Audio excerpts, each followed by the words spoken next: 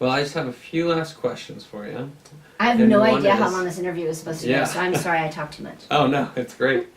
Um, the first is, you know a lot about the city and how it run. You've seen the inner workings, kind of from both helping the businesses and owning your own business, working with the city council. When are we going to see your name on a ballot? Oh, probably not anytime soon. So I am working very hard to get an Olympian to the 2020 Olympics. And so until I can afford to not have to work anymore, that wouldn't even be an option for me. I'm grateful to be able to be behind the scenes. I think you can be effective, very effective in some cases. Back there where you don't have to be the face of it, I'm happy to make things happen behind the scenes. We have a lot of great things that we're doing, and just too effective. I want to see some things come to fruition before I ever left the chamber. Now, that's my own opinion. I've got 9 bosses that may think differently. I do answer to a board of directors, but at this point in time, I'm happy where I'm at. I still have a lot of passion. I have a lot of projects that I'd like to see come to fruition. And like I said, we got to find funding for that train. If the train in the linear park happened, that's amazing. I would love to be able to help be a part of a historic preservation society. Finding funding in a society that has a sustainable fund that can make some changes and can actually afford to invest in some properties and do some great work with historic buildings. And so until there's some dollars to make that happen, and an organized group or body that can make that happen, we've got a lot of great people with great ideas. Now we need to come together, organize, and have a system that actually can make those purchases. And so once the train happens, I'd like to move forward and get involved in some of that historic preservation and try to actually create a society. Oh, that's great. Back to your question, I'm not sure that the ballot is my place that my name should be at this point in time, especially when I still need to work until I get Lex to the Olympics. Well, that was my last question. Is you are working on an Olympian, Yes. which is exciting. It's Very. I think some of us all think about what it would be like to be in that world. Can you imagine? Yeah. So Yeah. tell us a little bit about it. What is it like working up to get into the Olympics, having a daughter? First of all, I think that one of the things we should talk about is the fact that Boulder City is producing 2 potential Olympians. So Zane Grothy is just this amazing swimmer, comes from a great family who supported him for so long that to be able to see his Olympic dreams, that would be amazing. Excuse me. Then with Alexis, and they were both a year apart. So that tells you what the Boulder City High School, what an amazing thing that they produce these great students. They both are very, very good students. They were great in college. Alexis ended up with a physics degree from University of Utah. So just amazing things came from Boulder City High School. But now as she's pursuing this has been an interesting route. So talk about frustrating, because there's nobody to escort you along this path.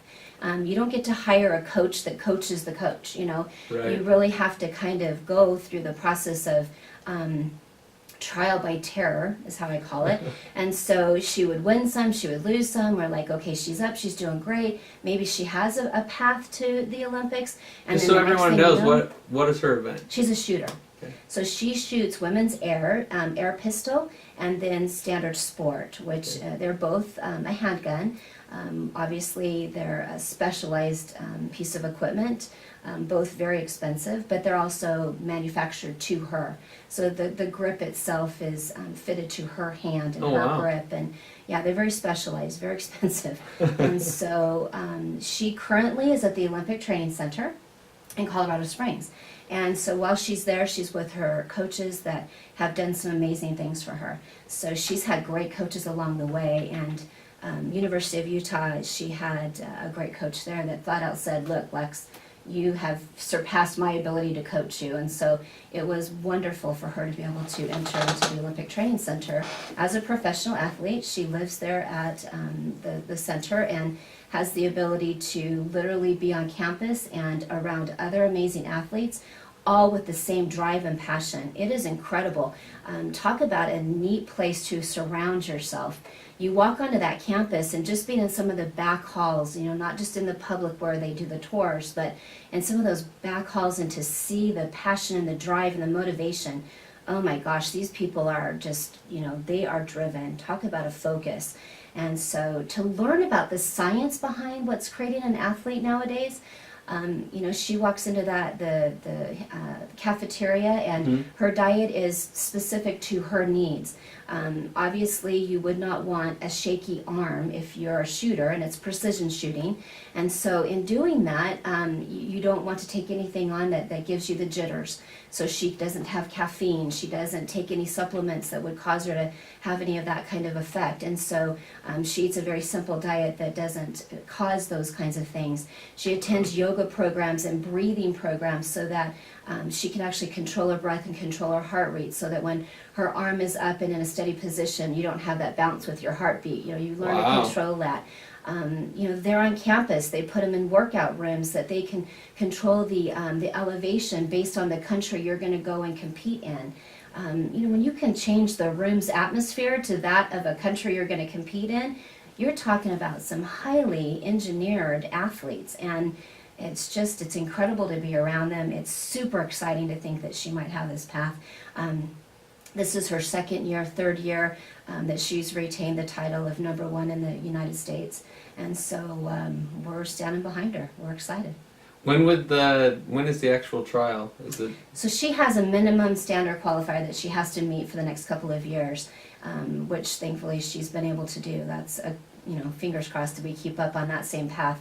And then they usually hold the trials at the beginning of that year. So she'll go in August of 2020, and it's Tokyo. So usually sometime in January, she'll know by the end of 19, and then going into the beginning of 20.